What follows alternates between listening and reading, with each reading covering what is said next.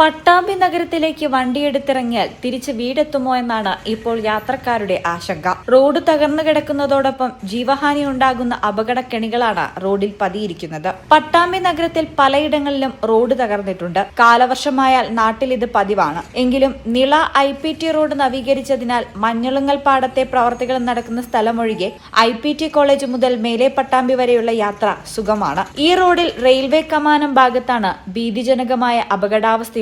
നിലവിൽ റോഡും കട്ട വിരിച്ച ഭാഗവും ചേരുന്നിടത്താണ് വലിയ കുഴികൾ രൂപപ്പെട്ടത്. വാഹനങ്ങൾ കുഴികളിൽ വീണ ദുരിതത്തിലാണ് യാത്രക്കാർ. കുഴികളിൽ വീഴാതിരിക്കാൻ വാഹനങ്ങൾ വെട്ടിക്കുന്നതും അപകടങ്ങൾക്ക് ഇടവരുത്തുന്നുണ്ട്. കൂടുതലും ഇരുചക്ര വാഹന യാത്രക്കാരാണ് വീഴുന്നത്. ഇതിനെല്ലാം പുറമെയാണ് യാത്രക്കാർക്ക് അപകടം ക്ഷണിച്ചു വരുത്തുന്ന രീതിയിൽ ഇരുമ്പുകാല് റോഡിലേക്ക് ചെരിഞ്ഞു നിൽക്കുന്നത്.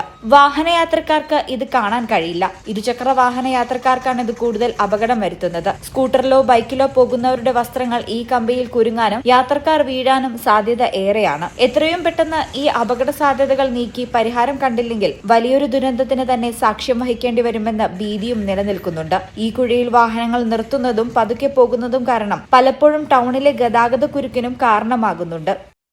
ഈ ചാനൽ പട്ടാമ്പി. KSFE വളാഞ്ചേരി ബ്രാഞ്ചിൽ ഉടൻ ആരംഭിക്കുന്നു 100 മാസ ചിട്ടി. 25 ലക്ഷം രൂപയുടെ ചിട്ടി. വീട് പണിയാൻ, ബിസിനസിന് എല്ലാത്തിനും അനുയോജ്യം. വളാഞ്ചേരി ബ്രാഞ്ചുമായി ഉടൻ ബന്ധപ്പെടുക.